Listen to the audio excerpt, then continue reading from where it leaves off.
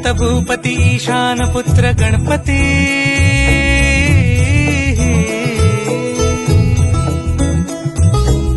पनी सगम पगम पनी सरी सरी दम पगम गरी सरी नि सरी सरी गरी गम गम पगम पनी गौरी सुत भूपती ईशान पुत्र गणपती